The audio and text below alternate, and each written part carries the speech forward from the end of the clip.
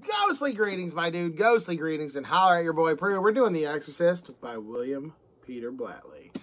I just made a video about this. I got this on Friday the 13th. I did this mostly audiobook, but about halfway through it, I left work, and then I came home and finished it.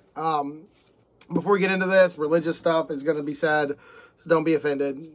Just sorry. And the movie, you've seen the movie, so spoiler warning if you haven't. I'm just going to talk about it as though you've seen the movie and not read the book. My buddy Brad Proctor, damn fine man, damn good dude. He does a much better review of this than I will ever do. And Brad, if you're watching, dude, thanks for all the support. You've always been a big fan and been family to the channel. Awesome. Go check out Brad's review. If I was anywhere involved with the technology, I would link it. I cannot. Just type in Brad Proctor, Exorcist. YouTube will take care of the rest. Hold your hands. But I'll make this short and sweet because I got to get my sexy little ass to work. Awesome. So let's talk about The Exorcist. Main concern of The Exorcist is Reagan is a child who gets possessed by a demon. And about half the book, you're trying to figure out, is Reagan possessed? Is Reagan not possessed? Is it ADHD? Is it schizophrenia? Is this? Or option B, it's the fucking devil. And then that's the slow burn of this book. So you know I like to do these reviews. I do plot, characters, pros and cons, and then how did I enjoy this?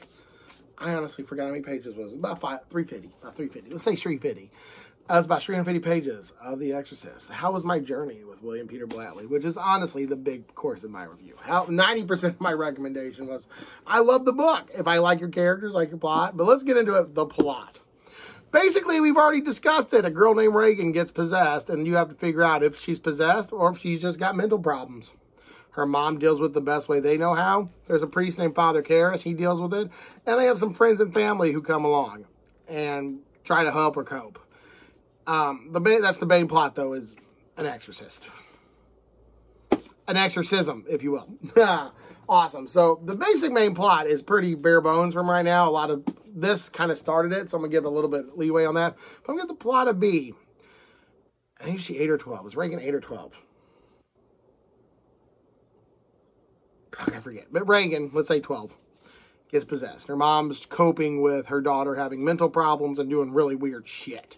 Okay, so plot's a B. Not most original, not crazy. It's a bit before its time. Okay, let's do characters. Most of the book is around Chris and Reagan, Father Karras, and you get a lot more into his backstory, so I'm going to get that into the pros. But characters also, I'm going to give characters a B.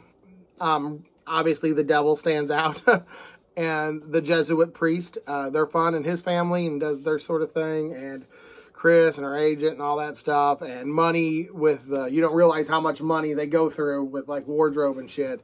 And she's like, well, I didn't want to work this year, but I got to do another movie, and she wants to direct, and it's really fun. It's really fun. And I really liked it. I really liked that part of it. So, characters, though, no one stood out. No one, like, grabbed me by the balls and took me through it. No one elevated themselves at a hierarchy of a memorable character. But no one also was bad. No one also, I mean, Reagan's obviously memorable because of what happens, not because of what she is. Give characters a C. I give characters a C. I'm getting kind of harsh on this one, I think. Pros and cons. Pros, the medical stuff for the is she crazy stuff I thought was done very well. I was extremely fucking going in with that. I loved that. I love that so much. Like, they were trying to, like, diagnose her with, like, ADHD or seizures or fucking schizophrenia.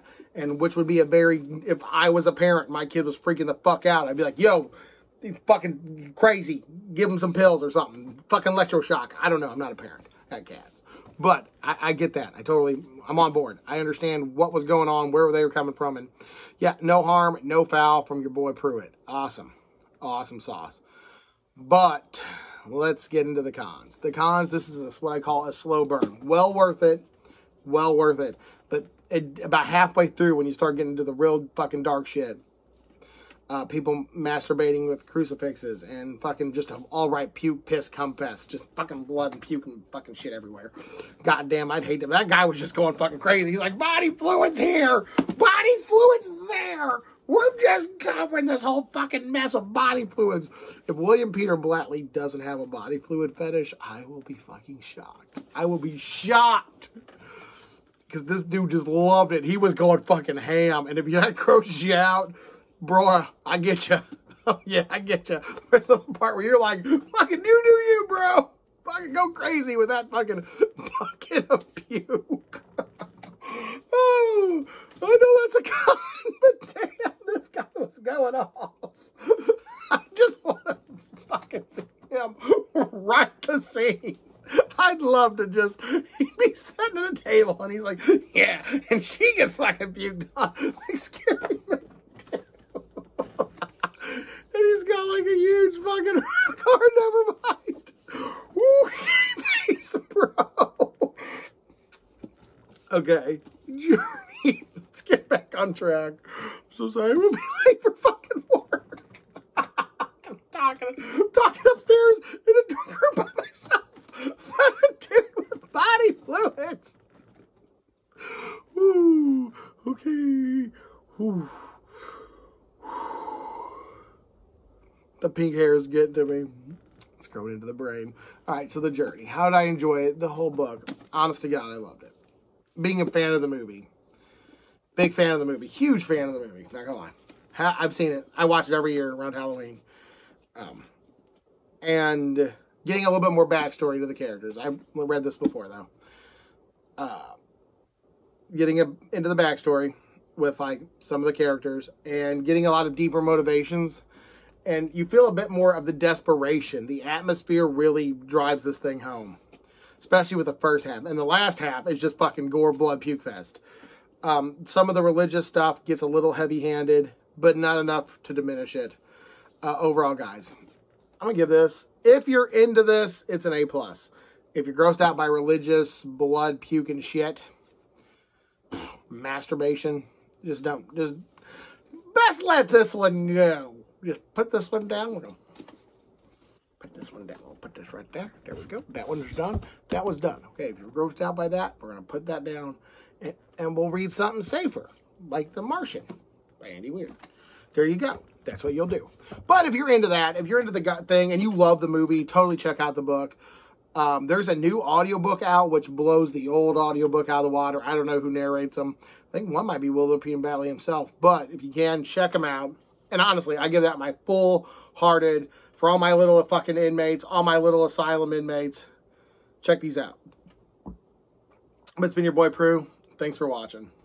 And honestly, guys, thanks for always supporting my channel. I haven't been regularly uploading for the 2 years I've done this. And a lot of y'all are really good. A lot of y'all are friends and reach out and talk to me on like Facebook or message me. One got me and my friend Timmy email and share books and shit. And I haven't talked to Timmy in a while. So Timmy, hope you're watching. And I hope you're doing good. And Brad, you always been a big fan of the channel. So y'all stay creepy and deuces.